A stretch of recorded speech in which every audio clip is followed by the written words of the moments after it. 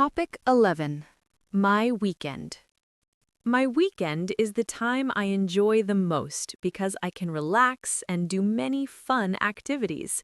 After a busy week of studying, I look forward to the weekend to rest and spend time with my family and friends.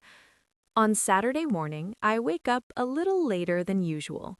I feel relaxed because I do not have to go to school.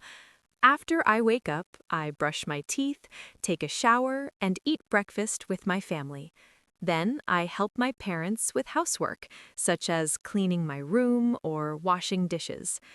In the afternoon, I like to do activities that I enjoy. Sometimes I watch TV, play games, or listen to music. I also use this time to finish my homework and review my lessons. This helps me stay prepared for the next week.